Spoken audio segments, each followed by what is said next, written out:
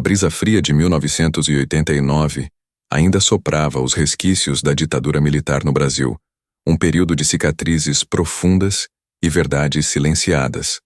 Em uma pequena cidade do interior de São Paulo, onde o tempo parecia correr em um ritmo diferente, a vida de uma família simples estava prestes a ser dilacerada por uma decisão oficial, uma que jamais deveria ter sido tomada. Se você se interessa por histórias que expõem as fissuras da justiça e a fragilidade da vida, já deixa o seu like para nos ajudar a continuar desvendando esses mistérios. Era o dia 12 de maio, um sábado ensolarado que prometia a calmaria típica do fim de semana. Maria, uma mulher de 40 e poucos anos, com os cabelos já salpicados de fios prateados e a pele marcada pelo trabalho árduo na roça, preparava o almoço para a família. Seu marido, João, um homem calado e trabalhador, estava no campo desde cedo. O filho mais velho, Pedro, de 18 anos, ajudava o pai. A filha do meio, Ana, com 16, lia um livro na varanda. E o caçula, Lucas, de apenas 8 anos, brincava com seu carrinho de madeira no quintal. A rotina era previsível, quase monótona, mas repleta de um amor silencioso que unia a todos. Naquela manhã, o silêncio da casa foi rompido por um barulho incomum. Um carro desconhecido parou em frente à modesta residência. 2 homens de terno escuro desceram, suas feições sérias e inexpressivas. Maria sentiu um arrepio. Quem seriam? O que queriam? Seus olhos encontraram os de Ana, que também parecia confusa.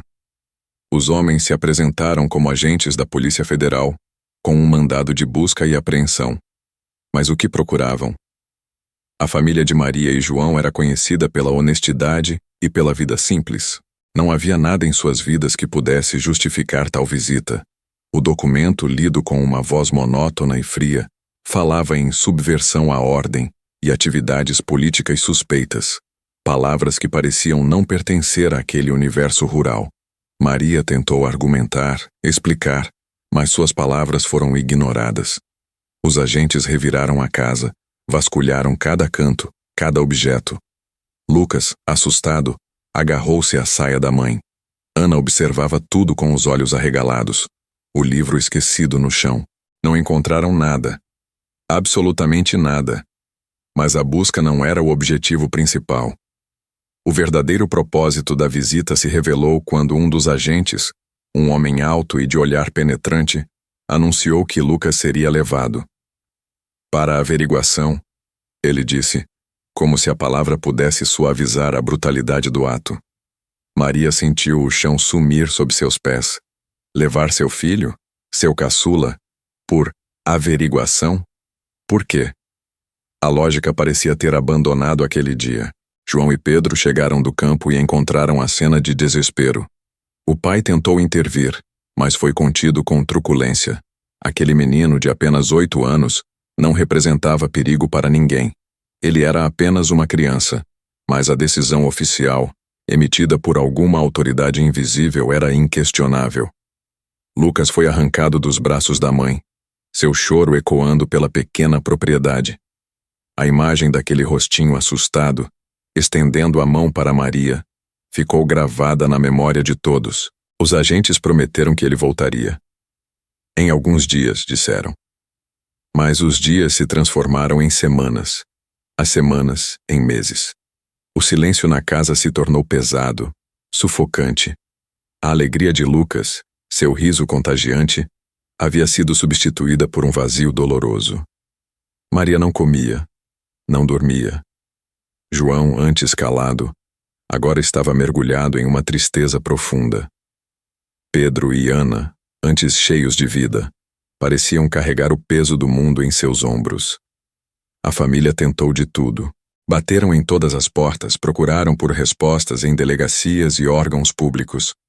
Mas a burocracia era um labirinto sem saída.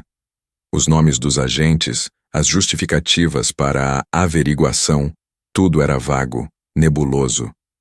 O sistema parecia conspirar para manter o mistério, para esconder a verdade. A cada tentativa, a esperança diminuía um pouco mais. O tempo, que antes corria, agora se arrastava, carregado de angústia. Meses depois, uma carta chegou. Escrita em papel timbrado com o brasão do governo, informava que Lucas havia sido transferido para um centro de reeducação. Onde? Ninguém sabia. O que era um centro de reeducação? Medo e desespero se apossaram da família. A palavra reeducação soava como um eufemismo cruel para algo muito mais sombrio. A decisão oficial, aquela que arrancou Lucas do seu lar, parecia ter um propósito ainda mais obscuro. Anos se passaram. O Brasil mudou, a ditadura militar chegou ao fim, mas as feridas permaneciam abertas. A família de Maria e João nunca se recuperou. A ausência de Lucas era uma chaga que nunca cicatrizava. Maria envelheceu rapidamente, seus olhos, antes cheios de vida, agora carregavam uma tristeza infinita. João definhou em silêncio.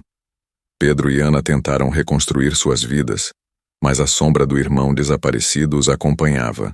Décadas depois, já nos anos 2000, com a abertura dos arquivos da ditadura, um nome surgiu em meio a milhares de documentos. Lucas. O mesmo nome, a mesma idade, o mesmo local de origem. A família, já idosa e cansada, revigorou-se com uma centelha de esperança. Havia uma chance de finalmente descobrir o que aconteceu com seu filho, seu irmão. Os arquivos revelaram a verdade, por mais cruel que fosse. Lucas, o menino de 8 anos, foi levado sob a acusação descabida de ser filho de subversivos. Sua reeducação consistiu em ser entregue a uma família militar que o criou com uma nova identidade, apagando seu passado, sua história, sua família. A decisão oficial, aquela que Maria e João jamais entenderam, foi uma ferramenta de repressão, uma forma de quebrar famílias, de silenciar vozes. Lucas, agora um homem de 30 e poucos anos, com um nome diferente e uma vida completamente alheia à sua origem, foi encontrado. O reencontro foi agridoce. A alegria de ter seu filho de volta era imensa, mas a dor do tempo perdido, da infância roubada, era insuportável. Lucas não se lembrava de Maria, de João, de Pedro, de Ana. Ele foi criado em um universo de mentiras, programado para esquecer. A família que o amava foi apagada de sua memória. A decisão oficial, que nunca deveria ter sido tomada, não apenas destruiu uma família, mas também roubou a identidade de uma criança. Lucas, o menino que brincava com seu carrinho de madeira, foi transformado em outra pessoa. O Estado, em sua busca por controle, cometeu um crime contra a humanidade, contra a inocência. Maria e João, com seus corações partidos, tentaram, com paciência e amor, reconstruir os laços que foram brutalmente rompidos. Mas a ferida da ausência, da memória apagada, permaneceria para sempre.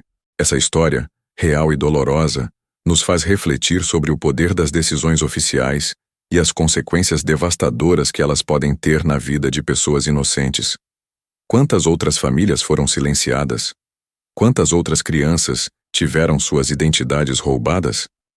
O caso de Lucas é um lembrete sombrio de um período da história brasileira que não pode ser esquecido. Um alerta para que a justiça e a humanidade prevaleçam sempre. As cicatrizes da ditadura são profundas, e a busca por verdade e reparação é um caminho que ainda precisa ser trilhado.